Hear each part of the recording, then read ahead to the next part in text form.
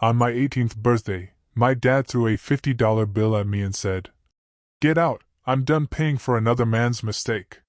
He thought it was the ultimate insult. I picked up the bill, smiled, and handed him a sealed envelope I'd kept for years. "I know," I said. "And my real father is waiting outside." He looked out the window and his face went gray. My 18th birthday. The day I officially became an adult. But for me, it started with the man who raised me, Richard, throwing a crumpled $50 bill right in my face. His words still echo. "I'm done paying for another man's mistake. Get out." He thought he was ending my story. He had no idea. He was just giving me the push I needed to start a whole new life. To truly understand that moment, and the icy rage in his eyes, we need to go back. Way back. Back to when I was just 8 years old, and the first hairline cracks in my so-called perfect family started to show. It was the spring recital at Highlands Ranch Elementary. I had poured my heart and soul into practicing for Elise for 3 months. Every note, every pause, was etched into my fingertips. My mom, Linda, sat front row, phone out, recording every second, wearing her special blue dress. But the seat beside her? Empty. Richard had a last-minute meeting, Mom told me when I asked. But even at 8, a tiny, nagging voice inside me knew better. Richard never, ever had last-minute meetings when Tyler had his soccer games. Never. Tyler was 4 then, and Richard attended every single match, even the ones where my little brother just picked dandelions in the outfield. After the recital, I found Mom in the hallway, her eyes red and puffy, but she smiled, telling me I was wonderful. "Why doesn't Daddy ever come to my things?" I asked, my small voice barely a whisper. She didn't answer. She just pulled me into a hug, tighter than usual. A hug that felt less like comfort and more like a desperate attempt to hold something fragile together. That night, sleep wouldn't come. My throat was dry, so I crept downstairs for water. That's when I heard voices from the kitchen. Richard and Mom. They didn't know I was listening. "I told you I can't pretend forever." Richard's voice was a low growl. "Every time I look at her, I see the mistake you made." Mom's voice was softer, pleading. "She's a child, Richard. She's innocent in all of this. She's not my child." He snapped back, cold and brutal. "She never was. And the day she turns 18, she's out of this house." I didn't fully grasp the word mistake then, not its full, venomous weight. I didn't know why Richard looked at me differently from Tyler. But I understood its impact. Whatever mistake I was, whatever made me different, it made my mother cry. And that, I knew, was a wound I carried. I went back to bed, the water forgotten. From that night on, I started counting. Not days until I could leave, but days until I could understand why I was never enough. The difference between Tyler and me wasn't just emotional, it was financial. And by the time I was 16, I had the receipts to prove it. It was September of my junior year. SAT registration was due. I needed $200 to $150 for the test, $50 for prep books. I found Richard in his home office, buried in spreadsheets for Mercer Holloway Properties, the commercial real estate firm where he was vice president of business development. "I need money for the SAT," I said, straight to the point. I'd learned years ago that Richard preferred efficiency over pleasantries. He didn't even look up. "Get a job. The registration deadline is in 2 weeks." "I don't have time to.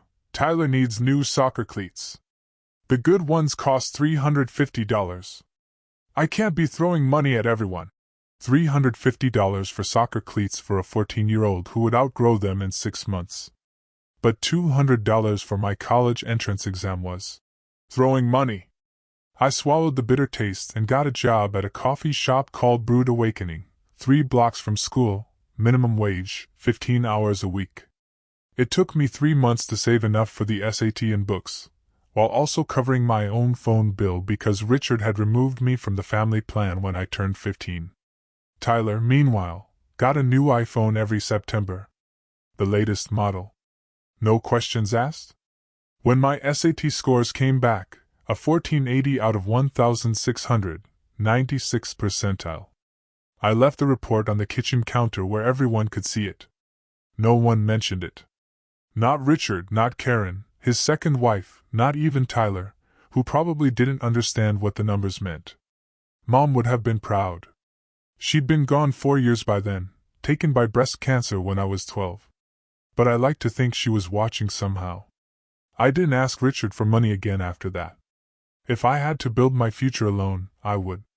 But I also kept a meticulous record of every disparity, every slight, every dollar that went to Tyler instead of me. I didn't know it then, but that record would become critically important later. My mother died on a Tuesday in November. She was 41. I was 12. The cancer had been aggressive, 14 months from diagnosis to the end. I spent most of that year sitting beside her hospital bed, reading aloud from her favorite books while the machines beat their steady rhythm. 3 days before she passed, Mom asked the nurses for privacy. She was weak, her voice barely a whisper, but her grip on my hand was surprisingly strong. "There's a letter," she said. "In my jewelry box, the one with the roses on the lid." I knew the box. It sat on her dresser, filled with pieces she never wore anymore, a pearl necklace from her mother, a silver bracelet from her college graduation. "Don't open it until you're 16, she continued. "Promise me, Athena." 16. "Why 16? I asked, my voice cracking. "Because you'll be old enough to understand. And strong enough to handle it." I promised. I didn't know what I was promising, but I would have agreed to anything she asked. She died 3 days later, with me holding her hand and Richard standing in the doorway, checking his watch. 11 months after the funeral, Richard married Karen. She was a real estate agent he'd met at a company event. Blonde, polished, eager to play the role of Mrs. Mercer. Karen's first act as stepmother was to reorganize the house. Mom's clothes went to donation. Her books went to storage. Her jewelry box nearly went to the attic, but I grabbed it first. "That's mine," I said, clutching it to my chest. Karen looked at Richard. He shrugged. "Let her keep it. It's just junk." I hid the box in the back of my closet, behind winter coats I'd outgrown, and I waited. 4 years. That's how long I kept my promise. I had no idea that one letter would change everything. On my 16th birthday, a Saturday morning, I finally opened the jewelry box. Karen had taken Tyler to a travel soccer tournament. Richard was at the golf course, Cherry Hills Country Club, where he spent most weekends pretending to be more important than he was. I sat on my bed, the rose-covered box in my lap, my hands trembling. I lifted the lid and found the envelope tucked beneath a strand of pearls. My name was written on the front in Mom's handwriting, Athena. The letter was 3 pages long, on her personal stationery, dated August 15, 2019, 2 months before her diagnosis. I read it twice before the words truly sank in. "My darling Athena, if you're reading this, I'm gone, and you're old enough to know the truth. Richard is not your biological father. Before I married him, I had a brief relationship with a man named Marcus Holloway. It ended when he got engaged to someone else.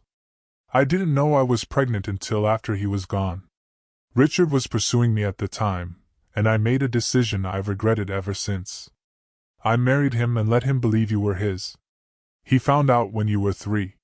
He discovered a DNA test I'd hidden. He's known the truth for 15 years, Athena. He chose to stay silent because he didn't want the embarrassment of admitting his wife had been with another man. I'm sorry I never told you. I was afraid of losing you. But you deserve to know who you are. Marcus never knew about you. That wasn't fair to him either. This letter has been notarized and filed with my attorney, Eleanor Vance, at Vance & Associates. She has instructions to help you if you ever need it. You are not a mistake, Athena. You are the best thing I ever did. And your real father deserves to know you exist. All my love forever, Mom. I sat there for an hour, reading it over and over. Everything finally made sense. And nothing would ever be the same. That night I typed Marcus Holloway Denver into Google. The results were overwhelming. Marcus Holloway, CEO and co-founder of Holloway Capital Partners, a private equity fund specialized in commercial real estate and renewable energy, with assets under management, $2.3 billion. Billion. With AB. Photos showed a tall man with silver hair and sharp blue eyes, the same shade as mine. He wore tailored suits, standing at podiums, shaking hands with governors and mayors. But the detail that made my heart stop was buried in a Denver Business Journal article from March 2022. Holloway Capital continues to dominate Colorado's commercial real estate market, outbidding smaller competitors in at least 7 major deals over the past decade. The article named one of those smaller competitors, Mercer Holloway Properties. I almost laughed. The company Richard worked for had Holloway in its name because Marcus had been a co-founder 20 years ago. They'd split over a business dispute, and Marcus had gone on to build an empire, while Richard remained a vice president at the firm they'd started together. Richard hated Marcus Holloway. I'd heard him complain about that arrogant bastard at dinner parties, blaming Marcus for every deal that fell through, every contract lost to a higher bidder. And now I knew why Richard looked at me with such contempt. Every time he saw my face, he saw the man who had beaten him at everything, business success, and apparently, my mother's heart. And that's when it clicked. Every sneer, every insult, every reason for Richard's hatred was suddenly laid bare. This wasn't just about my mother's past, it was about Richard's own humiliating defeat. Now, the million-dollar question: did this incredibly powerful, silver-haired man, Marcus Holloway, even want to know I existed? I knew I had to find out. Midway subscribe line * by the way, if you're as hooked on this roller coaster as I am, do me a huge favor and hit that subscribe button. More jaw-dropping twists are just around the corner. Main story, continued. I waited 6 months before reaching out. I needed to be strategic. In September of my senior year, I wrote a letter to Marcus Holloway. Not an email. A physical letter, sent to Holloway Capital Partners headquarters in downtown Denver. I included a copy of Mom's letter and a simple request: an independent DNA test to confirm the truth. 2 weeks passed. Then 3. I checked the mailbox every single day, my stomach churning with a mixture of hope and dread. On day 18, a response arrived. Not from Marcus directly, but from his attorney. The letter was brief and professional. Mr. Holloway was willing to undergo DNA testing at Gene Trust Labs, a certified facility. An appointment had been scheduled for October 15th. The test took 5 minutes, a cheek swab, some paperwork, a promise that results would arrive within 2 weeks. On November 8th, I received the report. Case number GT 2023-11-08A. Probability of paternity, 99.97%. 3 days later, my phone rang. An unknown number with a Denver area code. Athena. The voice was deep, measured. This is Marcus Holloway. I just received the results. I couldn't speak. My throat had closed completely. I didn't know about you, he continued. Your mother never told me. But now that I know, I'm not going anywhere. I promise you that. I believed him.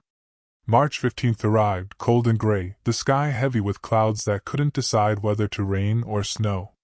I woke at 6:47 a.m., 13 minutes before my alarm. For a moment I lay still, staring at the ceiling of the room I'd slept in for 18 years. The walls were bare now. I'd taken down the posters and photos weeks ago, packing them into boxes that sat in the corner, ready to go. Today was the day. I could feel it in my bones. I showered, dressed in jeans and a navy sweater, and went downstairs. The kitchen smelled like coffee and toast. Karen stood at the counter, scrolling through her phone. Tyler sat at the table, shoveling cereal into his mouth while watching something on his iPad. Neither of them looked up when I entered. No happy birthday, no card, no cake. I hadn't expected any of those things, but the absence still stung. Richard sat at the head of the table, reading the Denver Post.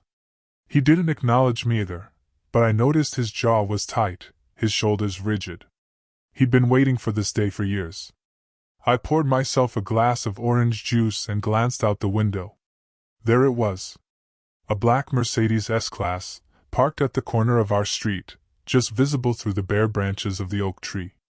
Marcus was already here. Waiting. The envelope in my jacket pocket felt heavier than paper should. Inside were the DNA results, a copy of Mom's letter, and a photograph of Marcus and me taken 2 months ago at a coffee shop downtown, our first meeting in person. I took a slow, steady breath. Whatever happened next, I was ready. Richard folded his newspaper and looked at me for the first time that morning. "We need to talk," he said. He reached into his wallet and pulled out a $50 bill. He didn't hand it to me. He threw it. The bill landed on the table in front of me, next to my untouched orange juice. "You're 18 now," he said, his voice flat, rehearsed. "I'm done." I stared at the 50. Ulysses S. Grant's face looked back at me, indifferent. "Excuse me?" I asked, though I knew exactly what he meant. "You heard me." His eyes were locked on mine, filled with 18 years of resentment. "I fulfilled my legal obligation. You're an adult. Get out." Karen finally set down her phone, a hint of alarm in her voice. "Richard, maybe we should." He didn't even look at her. "I've known since you were 3 years old. You're not my daughter. You never were. I only kept you around because your mother begged me, and because I didn't want people asking questions." Tyler finally looked up from his iPad, mouth agape, cereal forgotten. "But Linda's gone now," Richard continued, his voice rising, gaining momentum. "And I'm not paying for another man's mistake anymore." Another man's mistake. The same words I'd overheard when I was 8. I picked up the $50 bill slowly, deliberately. I didn't want Richard to see my hands shake. "You think this is an insult?" I said, my voice calm, almost amused. "It's more than you deserve." I almost smiled. "Almost." "I know," I said. "I've known for 2 years." Richard's expression flickered. Confusion. Then suspicion. I reached into my jacket pocket and pulled out the envelope. I set it on the table directly in front of him. "Open it." He hesitated, then tore it open. I watched his face as he read the DNA results, as he recognized Mom's handwriting on the letter, as the color drained from his cheeks. "And my real father," I said, a tremor of satisfaction in my voice, "is waiting outside." Richard's head snapped toward the window. The black Mercedes. The driver's door opening. A tall man with silver hair stepping onto the sidewalk. Marcus Holloway. Richard's face went from gray to sickly green. "No," he whispered. "No, no, no." I watched Richard watch Marcus. The man who had tormented me for 18 years, who had made me feel worthless, unwanted, invisible, was frozen in place. His hand gripped the DNA report so tightly that the paper crumpled at the edges. Marcus walked up our driveway with the unhurried confidence of someone who had nothing to prove. He wore a charcoal overcoat and leather gloves, his silver hair perfectly styled despite the March wind. "That's impossible," Richard breathed. "You and him. Linda." He couldn't finish the sentence. "Before you," I said. "Before she ever knew you existed." Karen had gone pale. She looked between Richard and the window, trying to piece together what was happening.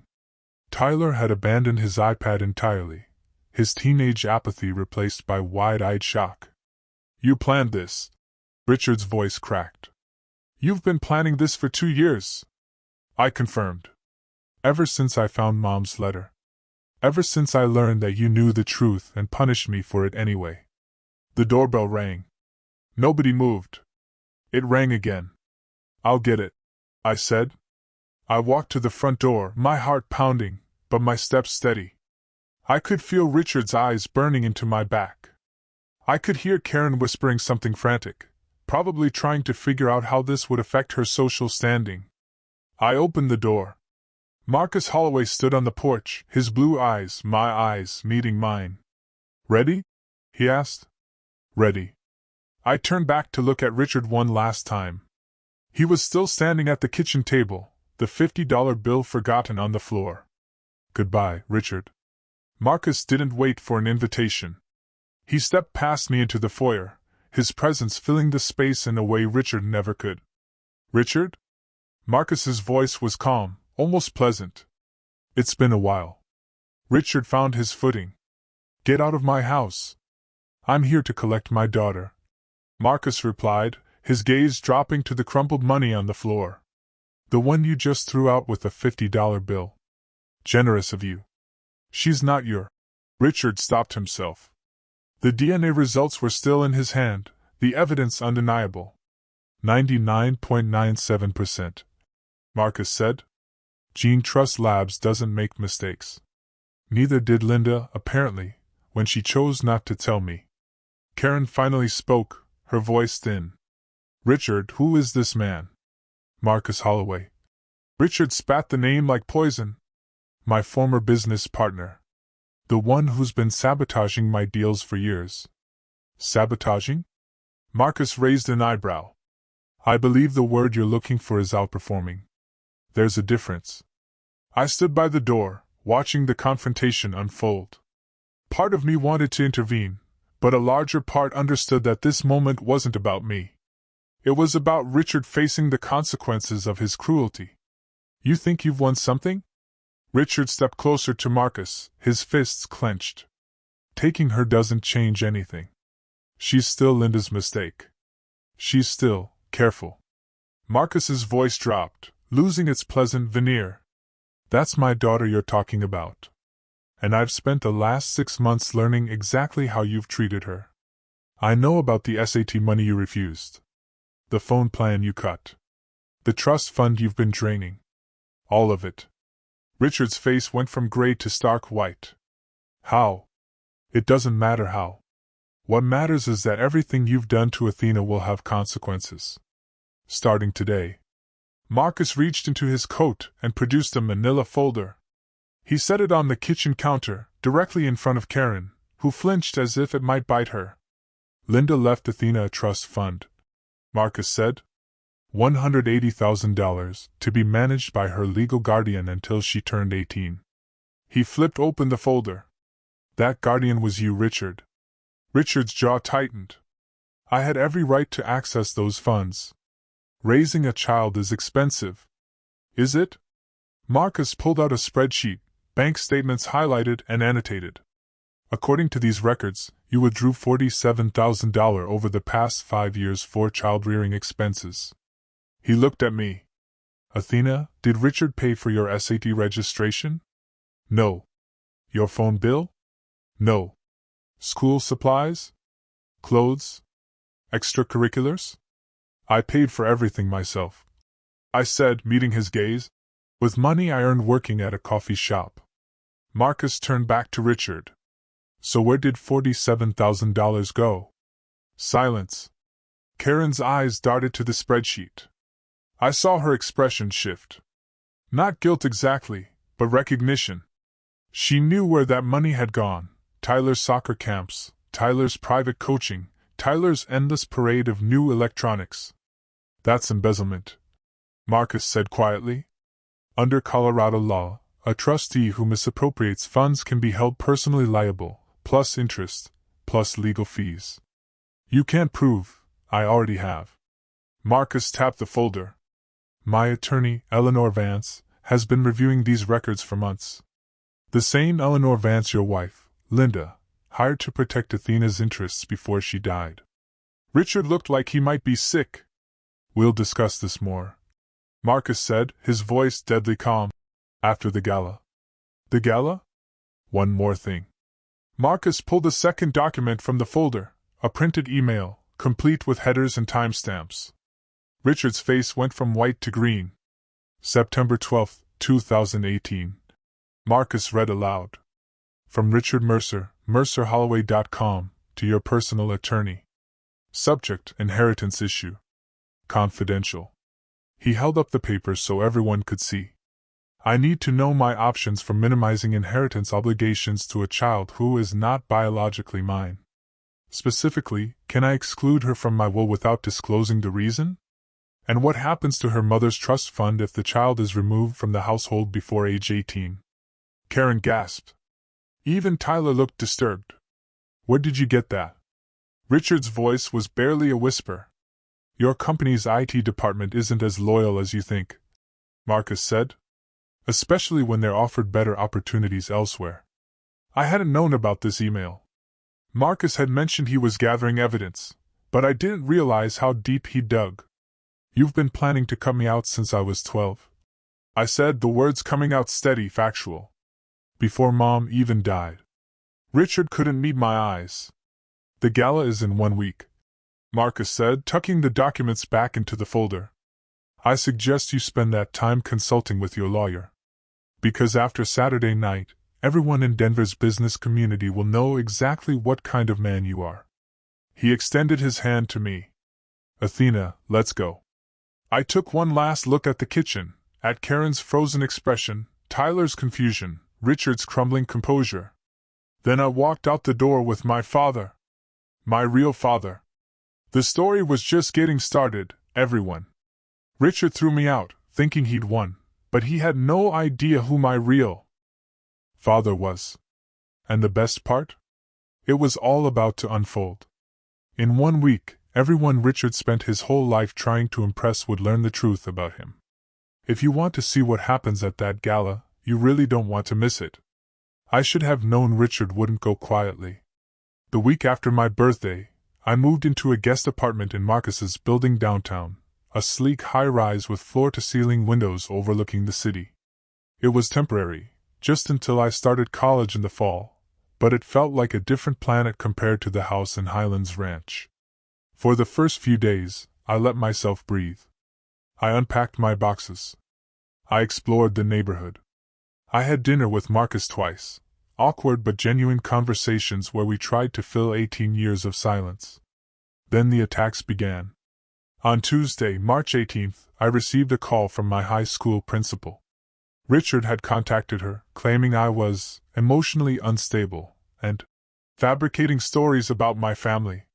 He suggested I might need a psychological evaluation before graduation. The principal, thankfully, knew me well enough to be skeptical, but the call shook me. On Thursday, an email arrived from the University of Colorado Boulder's admissions office. Subject line, clarification needed.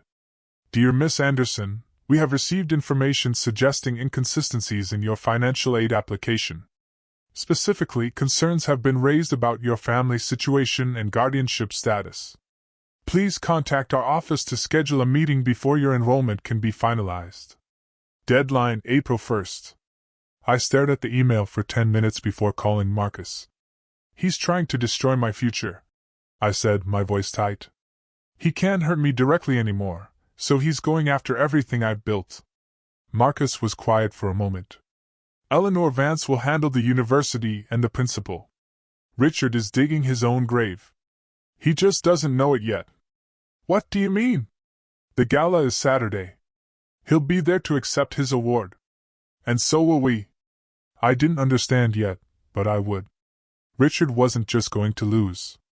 He was going to lose in front of everyone who mattered to him. The 15th Annual Denver Chamber of Commerce Charity Gala was the social event of the spring season. I learned this from Marcus, who explained it over dinner on Friday night, the eve of the event. 400 guests, he said, cutting into a steak. Business leaders, investors, city officials, everyone who matters in Denver's commercial real estate world will be there. And Richard? He's being honored as Developer of the Year. Marcus's smile was thin. An award he's been campaigning for since 2019. It's the validation he's always wanted.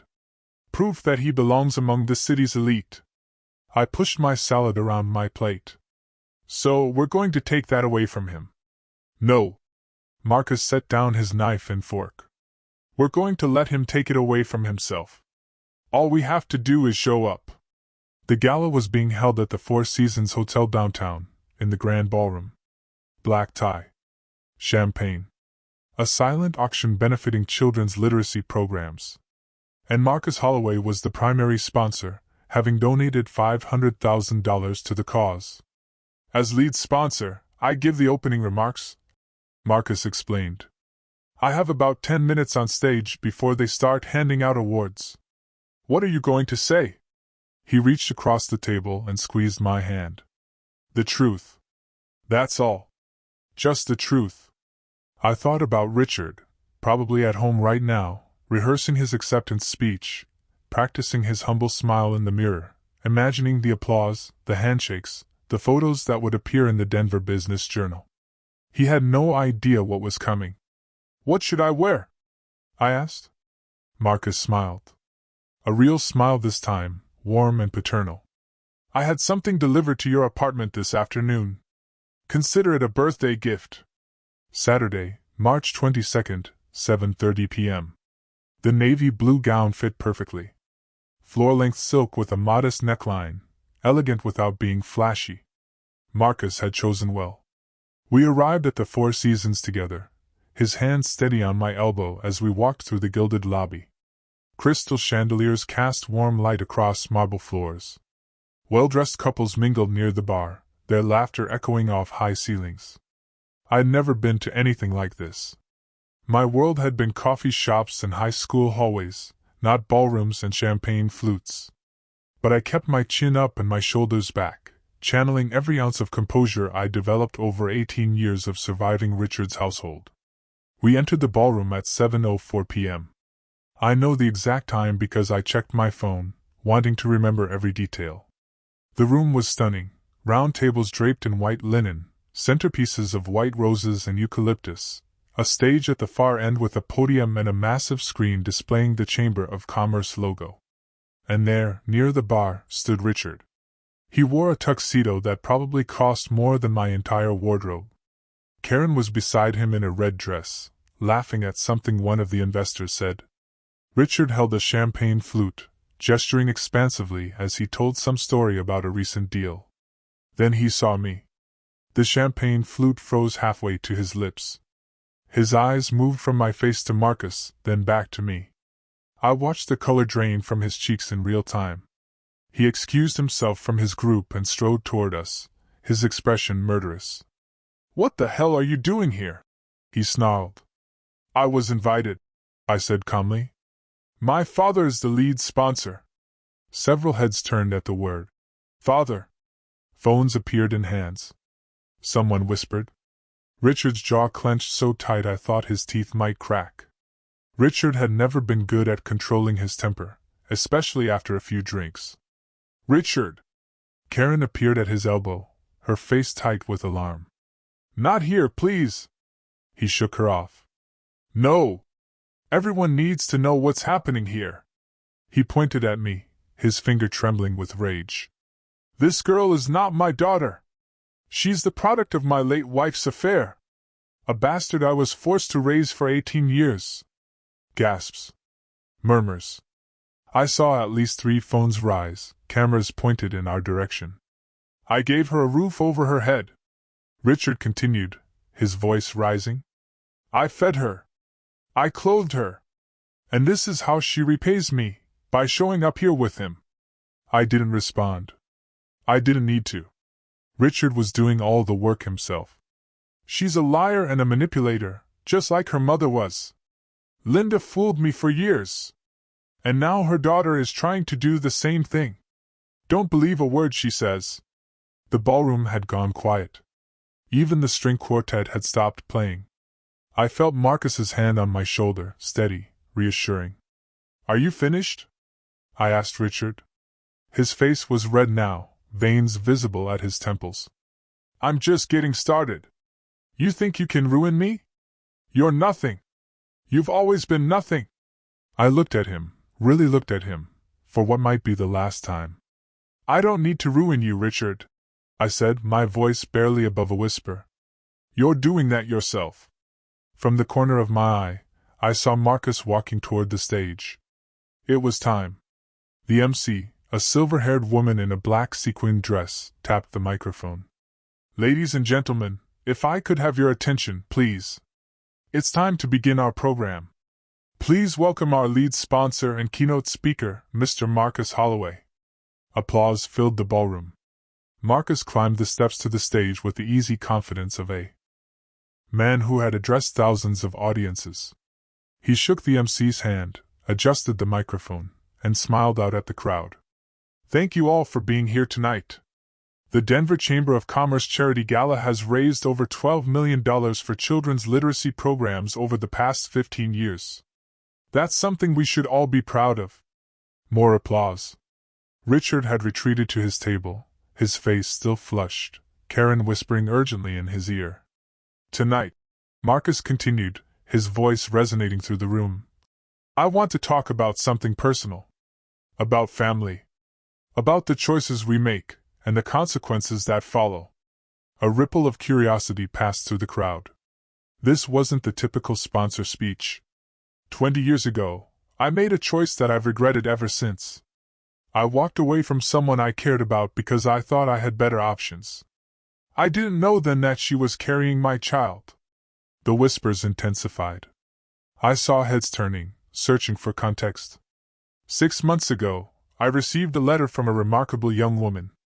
She had spent 2 years researching her own history, gathering evidence, building a case. She did this not for revenge, but for truth. For the right to know where she came from. Marcus looked directly at me. That young woman is here tonight. And I'd like to introduce her to you. Not as a secret, not as a scandal, but as my daughter. He extended his hand toward me. Athena, would you join me on stage? The walk to the stage felt like it took an hour. 400 faces watched me cross the ballroom floor. 400 pairs of eyes tracked my every step. I heard whispers. Holloway's daughter? Who is she? Did he say 18 years? I climbed the stairs and took Marcus's hand. He pulled me gently to his side, facing the crowd. This is Athena Anderson, he said into the microphone. Or as I hope she'll allow me to call her someday. Athena Holloway. My daughter. The applause started slowly, then built. Not everyone clapped. Some were too stunned, others too busy processing.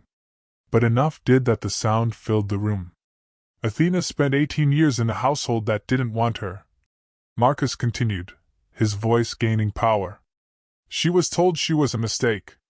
She was denied basic support, while her stepbrother received everything.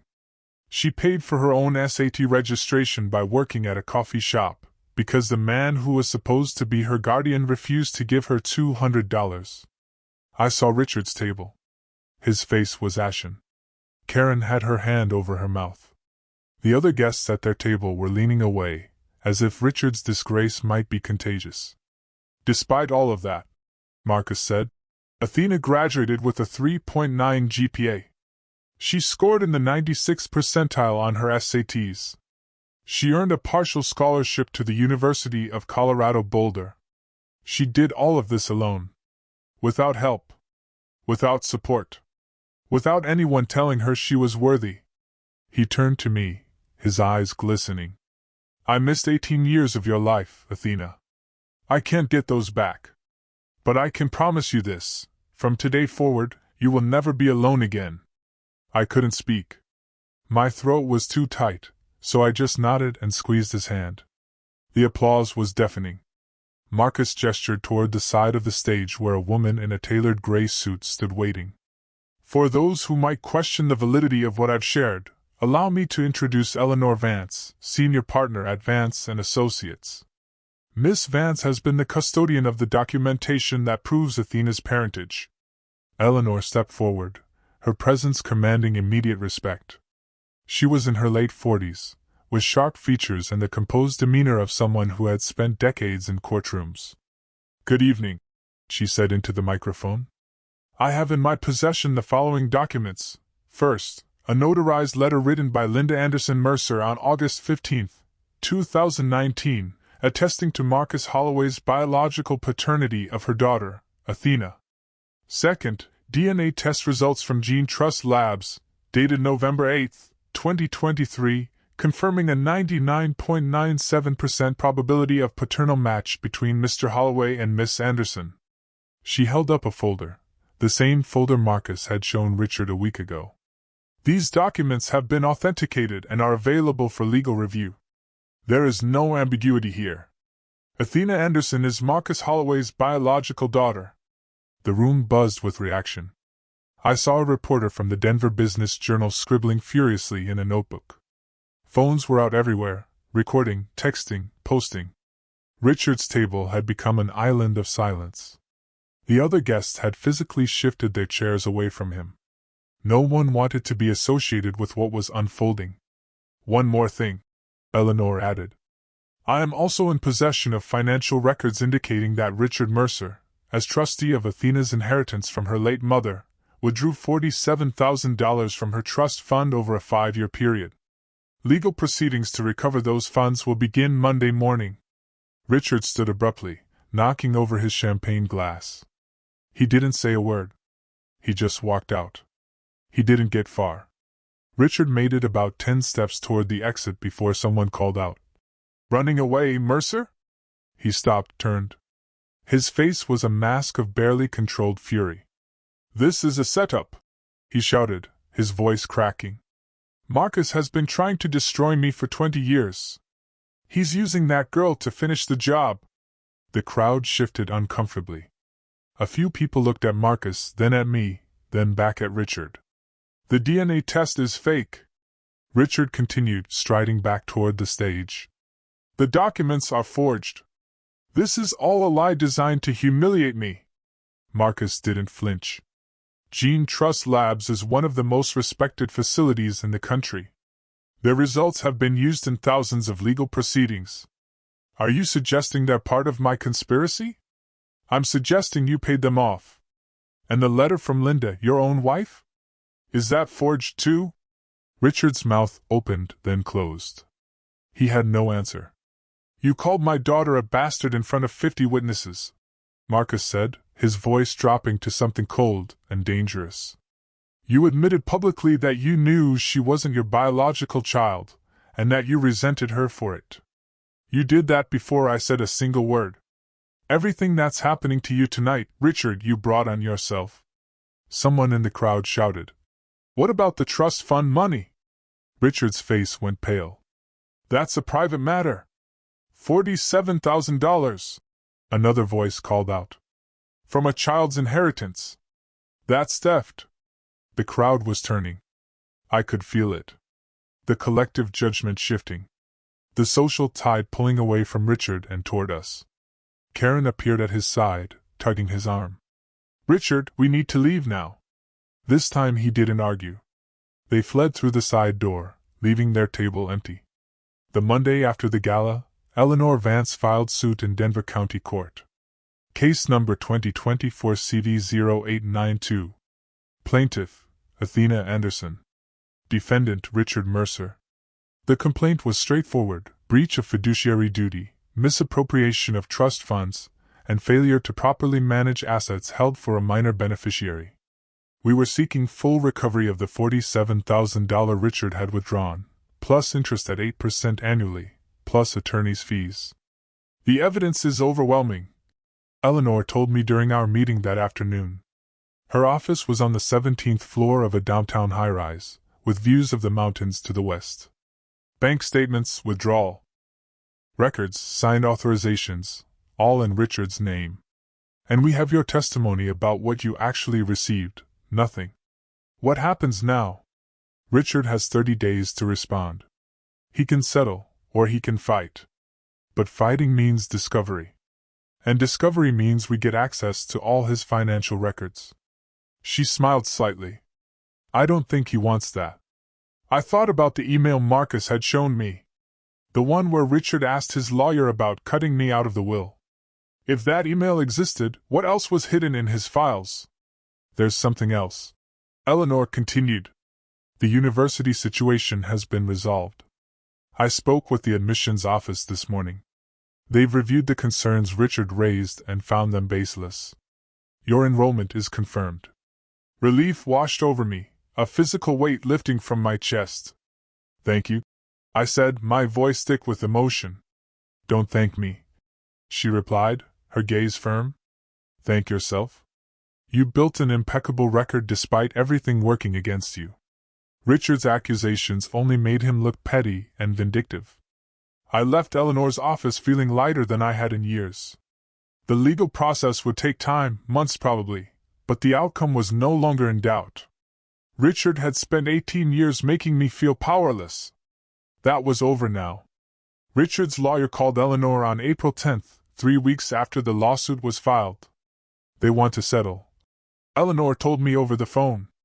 Full repayment of the $47,000, plus $8,500 in accrued interest, plus our legal fees, $12,000. They're also agreeing to transfer the remaining balance of your mother's trust fund immediately. I did the math in my head. That's over $200,000 total. $200,500 to be precise. And they're not contesting anything. No discovery, no depositions, no trial. Why? Because Richard can't afford the scrutiny. The gala was a disaster for him, professionally and personally. His partners at Mercer Holloway have been distancing themselves ever since.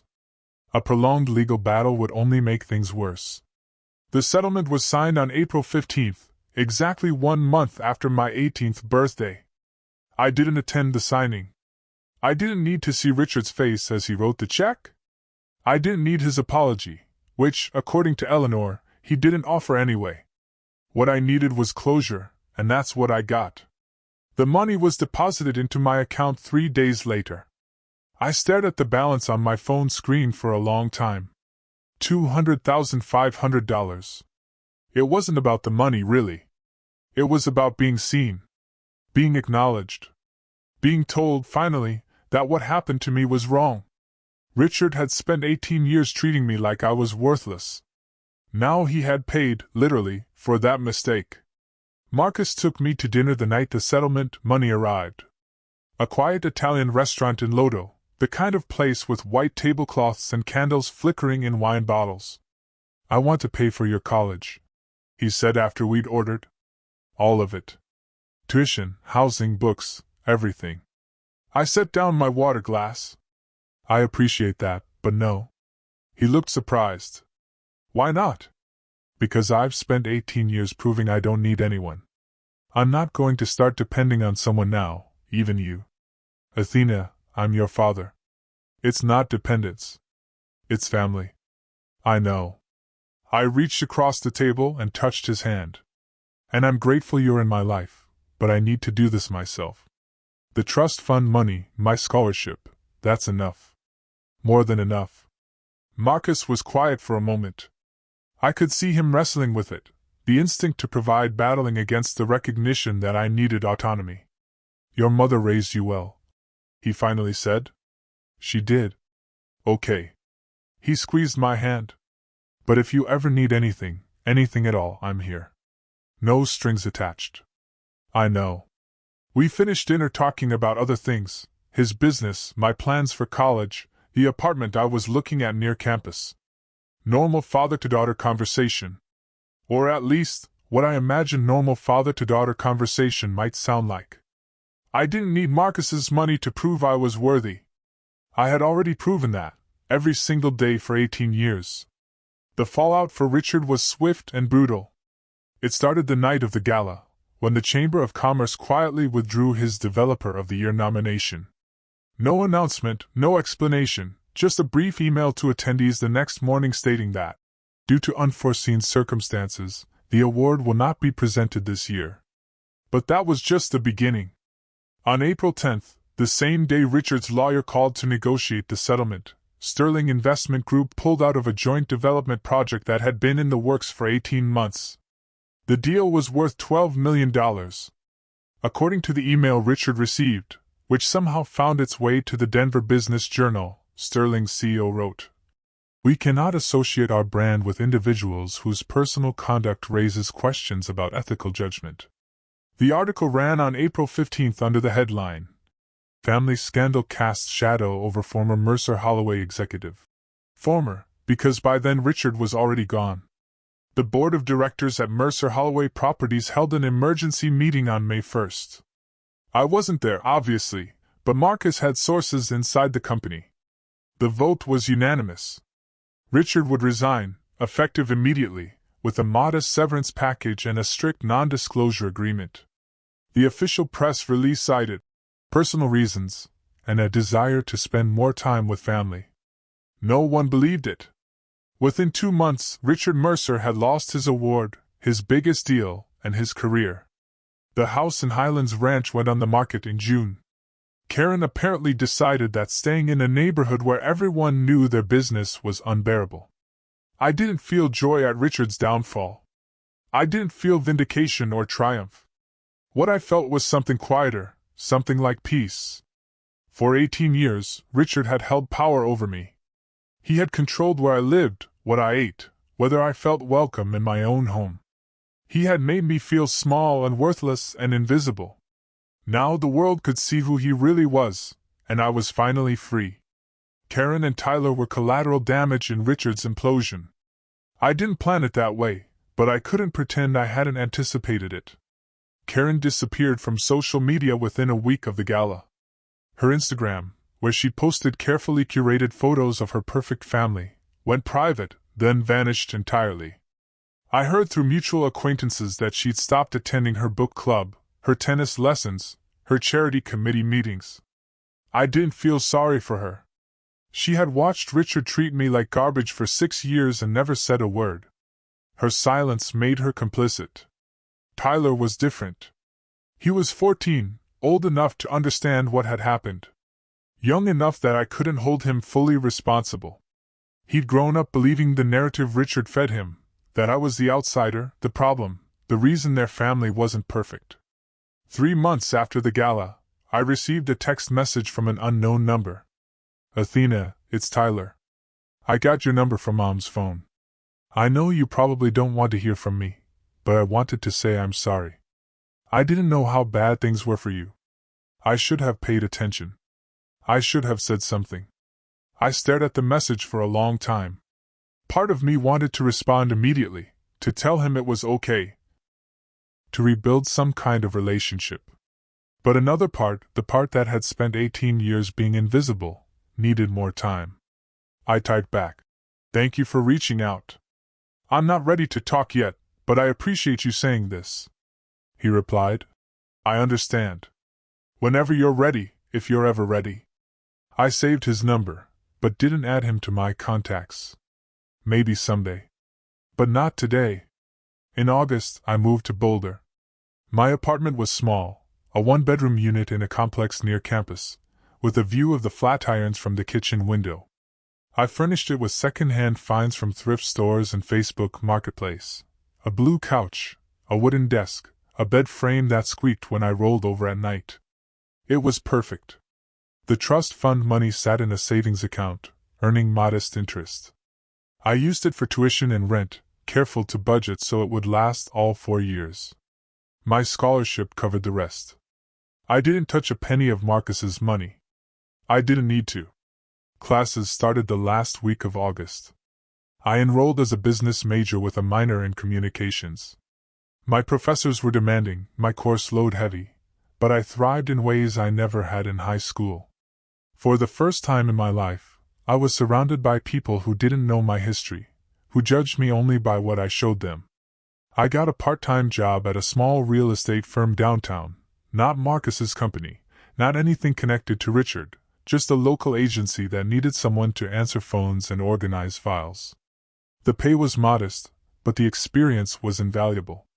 Marcus visited once a month, always on a Sunday. We'd have brunch at a cafe on Pearl Street, talking about classes and work, and the slow process of getting to know each other. He never pushed. He never tried to buy my affection. He just showed up, consistently, the way a father should. By October, I'd made friends. By November, I'd started dating a guy from my economics class, Jake, a Colorado native with an easy laugh and zero knowledge of my complicated past. I didn't tell him about Richard or the gala or the lawsuit. Not yet.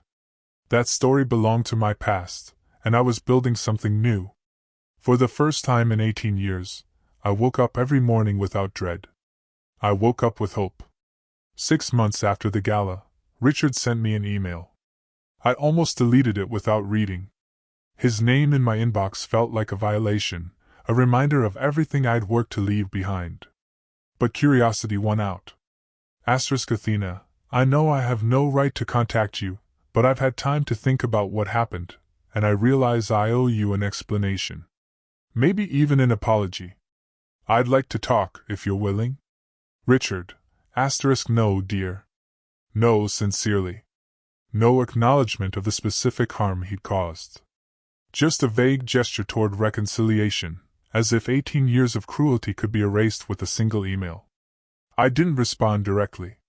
Instead, I called Eleanor Vance. I want to send him a message through your office, I said. Something official. Something final. She understood immediately. The letter was sent 3 days later, on Vance and Associates letterhead. Mr. Mercer, Ms. Anderson has received your communication dated September 22nd.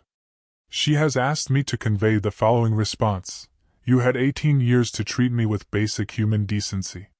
You chose not to. You knew the truth about my parentage and used it as justification for neglect and emotional abuse. You stole from my inheritance. You attempted to sabotage my education and my future. I am not interested in your explanations or your apologies. I do not wish to have any further contact with you. This is not revenge. This is a boundary. Please do not attempt to reach me again. Athena Anderson. Richard never responded. I don't know if he was angry, hurt, or relieved. I didn't care. Some people deserve second chances. Richard wasn't one of them. Forgiveness doesn't mean letting someone back into your life to hurt you again. Sometimes forgiveness just means letting go and walking away. Building a relationship with Marcus was like learning a new language. We had the basics: shared DNA, shared features, a shared desire to connect. But fluency would take years. Our monthly brunches became a ritual. He'd drive down from Denver on Sunday mornings, always arriving at exactly 10 a.m. We'd order the same things: avocado toast for me, eggs Benedict for him, and talk about everything and nothing. Some days were easy. We'd discuss his latest business deal or my upcoming exams, laughing at bad jokes and discovering shared interests. He loved jazz. So did I. He hated cilantro. So did I. Small things, but they added up. Other days were harder. There were silences that stretched too long. Questions that had no good answers. How do you summarize 18 years of absence? How do you grieve a relationship that never existed? I'm not trying to replace the time we lost, Marcus told me once, stirring his coffee. I know that's impossible. I just want to be here for whatever comes next. That's enough, I said. And I meant it. On my 19th birthday, Marcus drove to Boulder with a small cake and a card. No extravagant gifts, no grand gestures. Just the two of us in my tiny apartment, eating chocolate cake and watching the sunset paint the Flatirons pink and gold. Happy birthday, Athena, he said. Thanks, Dad. It was the first time I'd called him that. His eyes glistened, but he didn't make a big deal of it. Neither did I. Some things don't need words. Looking back, I sometimes wonder what would have happened if I had never found that letter. If I had never reached out to Marcus. If I'd just accepted Richard's $50 and disappeared into the world, another forgotten child of a broken home. But I did find the letter. I did reach out. And everything changed. Here's what I learned from 18 years of being invisible. First, your worth is not determined by how others treat you. Richard saw me as a mistake, a burden, a reminder of his wife's betrayal, but his perception was never my reality. I was always more than what he saw. Second, boundaries are not selfish. They are essential. Cutting Richard out of my life wasn't revenge. It was self-preservation. I don't owe anyone access to my peace. Third, family is not just blood. It's the people who show up for you, who choose you, who love you without conditions. Marcus and I share DNA, but what makes him my father is the effort he puts in every single day. I'm a sophomore now, studying business and dreaming of starting my own real estate company someday. Not to compete with Richard or Marcus, just to prove to myself that I can build something from nothing. Because that's what I've always done. If you're watching this and you've ever felt overlooked, undervalued, or invisible, I see you. Your story isn't over.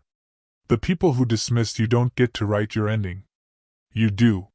Call to action *. Thank you for staying until the very end of my story. It means the world to me. Now I want to ask you, if you were in my place, would you have responded to Richard's email? Comment yes if you would have given him a chance, or no if you agree with my decision. And please, subscribe and hit the notification bell so you don't miss the next story. I'll see you in the next one. Take care of yourselves. Video outro music starts.